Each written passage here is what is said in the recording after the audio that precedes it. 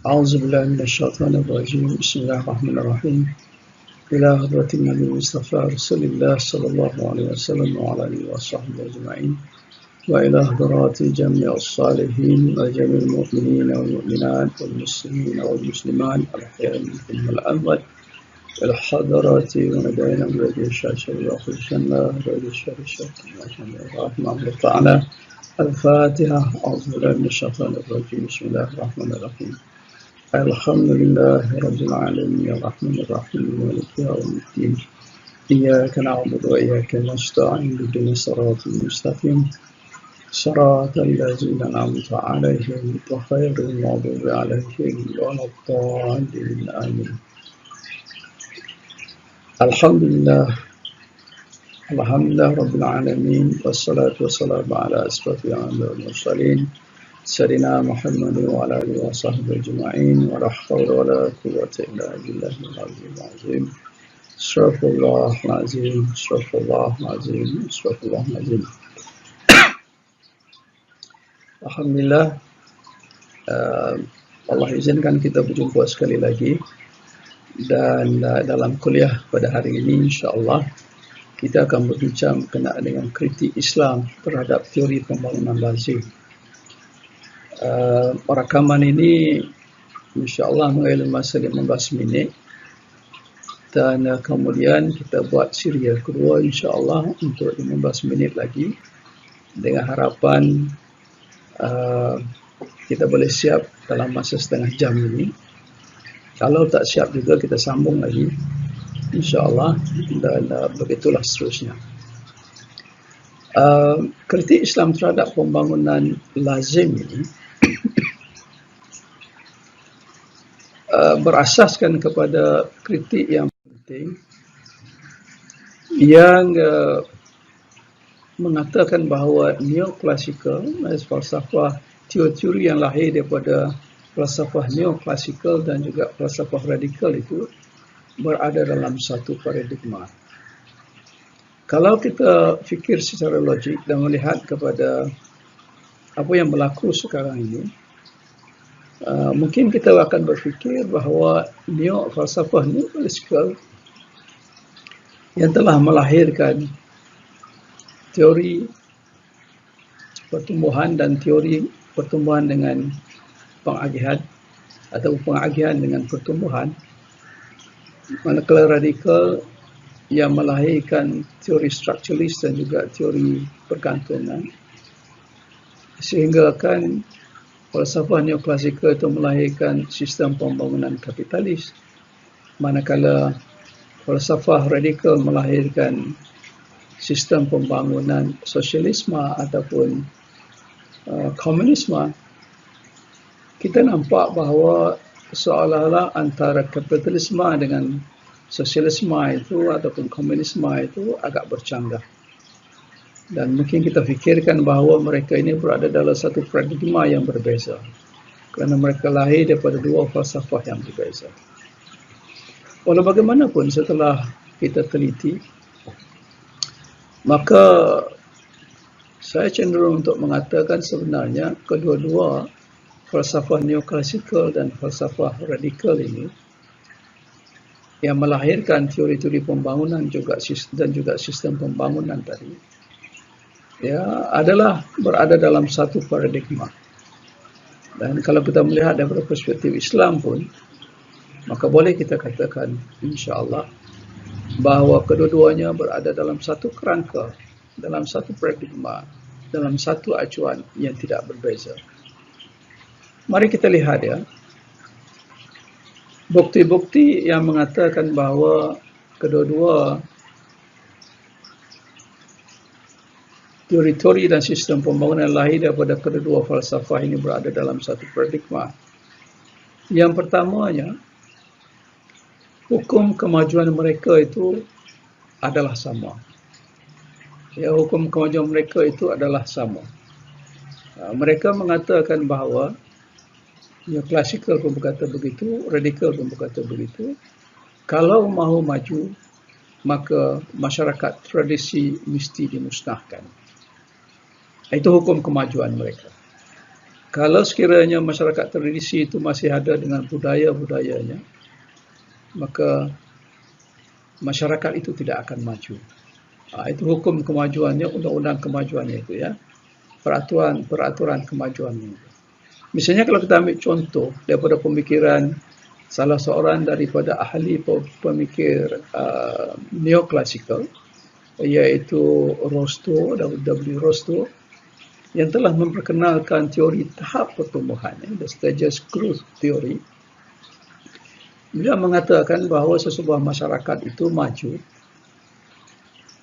apabila mereka melalui beberapa peringkat, beberapa tahap.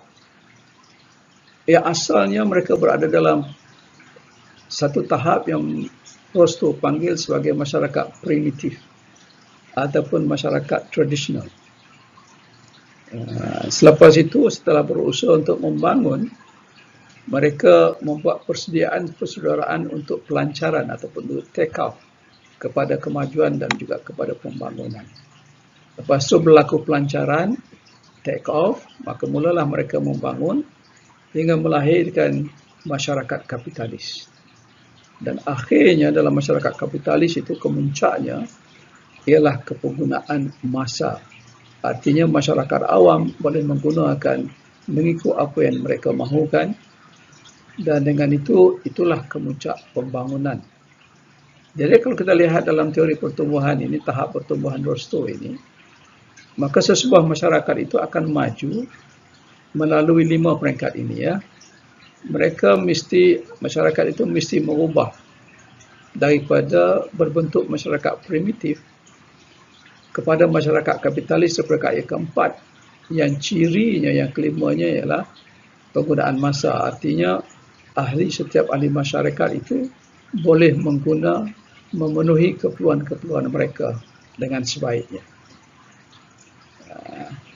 Itu kalau kita lihat daripada pemikiran salah seorang daripada ahli pemikir neoklasikal. Kalau kita lihat kepada ahli pemikir radikal pula, terutama Karl Marx. Karl Marx juga percaya perkara yang sedemikian rupa dengan berkata bahawa masyarakat primitif, bahawa sesebuah masyarakat yang ingin maju itu, kalau Rostow tadi ada 5 tahap, tapi Karl Marx memberikan 4 tahap. Masyarakat primitif ya sama dengan Rostow tadi, bahawa masyarakat itu bermula dengan masyarakat primitif, masyarakat yang tidak membangun, masyarakat yang tradisionalis. Tapi lebih spesifik lagi, Karl Marx ini mengatakan bahawa masyarakat itu berbentuk masyarakat feudal dan juga dengan ragam pengeluaran Asiatik. Masyarakat feudal di sini artinya masyarakat yang lebih berbentuk masyarakat monarki, masyarakat beraja, dan ragam pengeluaran Asiatik itu ia lebih berbentuk ragam pengeluaran yang dikeluarkan oleh rakyat, kemudian salurannya itu pergi kepada pihak yang berkuasa.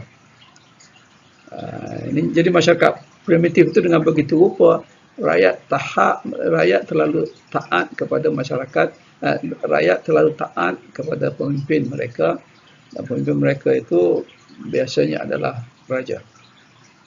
Dan sebahagiannya bekerja untuk raja itu. Mana-mana pengeluaran yang dihasilkan maka diserahkan sama ada dalam bentuk cukai ataupun dalam bentuk apa-apa kerajaan yang nak dilakukan oleh pemerintah,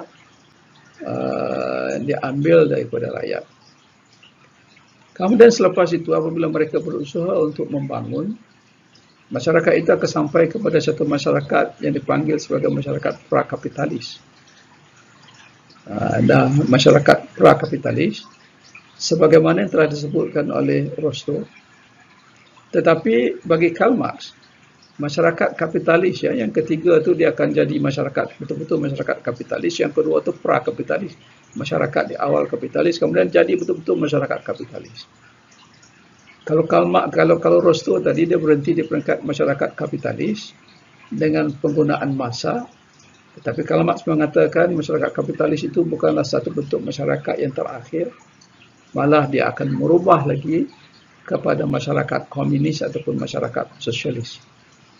Kerana Karl Marx percaya masyarakat kapitalis itu berbentuk masyarakat yang menindas, berbentuk masyarakat yang berkelas, dan lahir konflik, terutamanya kelas konflik, antara kelas orang kaya, orang tinggi yang dipanggil sebagai kelas bourgeoisie atau bourgeois, ya, bertentangan dengan kelas orang awam yang dipanggil sebagai masyarakat marhen ataupun masyarakat proletariat, dan berlaku pertentangan konflik antara dua kelas ini hingga akhirnya akan berlaku perubahan, dan perubahan itu membawa kepada pembinaan masyarakat komunis ataupun masyarakat sosialis. Jadi dengan lain perkataan, mereka kedua-duanya sama ada daripada pemikiran ahli neoklasikal ataupun daripada pemikiran ahli-ahli radikal.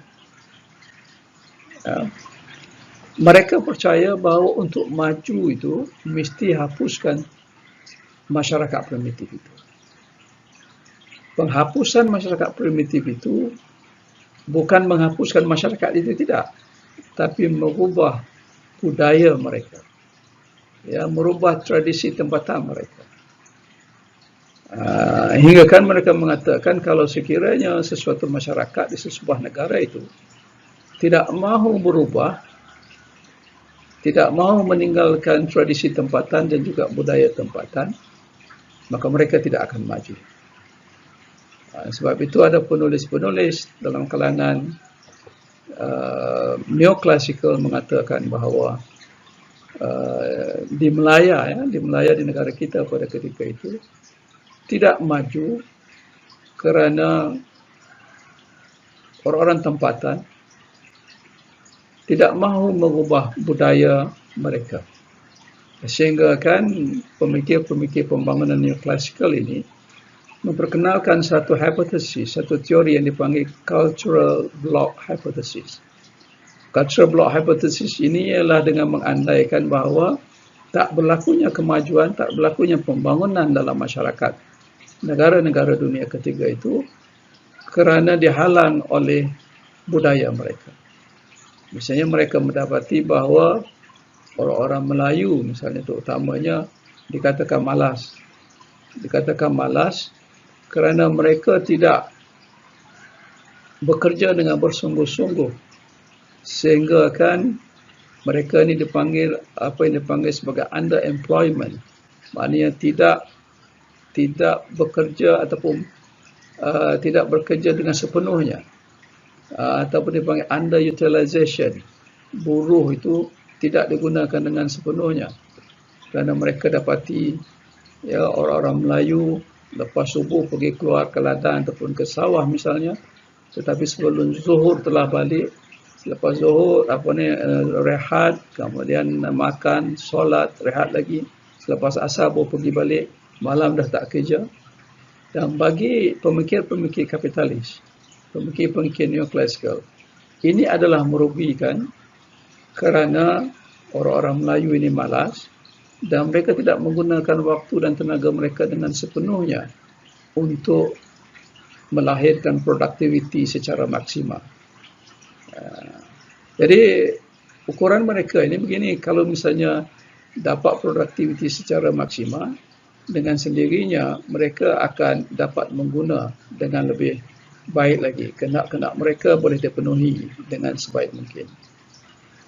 Walau bagaimanapun, Profesor Syed Hussein Alatas telah menulis sebuah buku yang khusus tentang perkara menjawab persoalan ini, ya.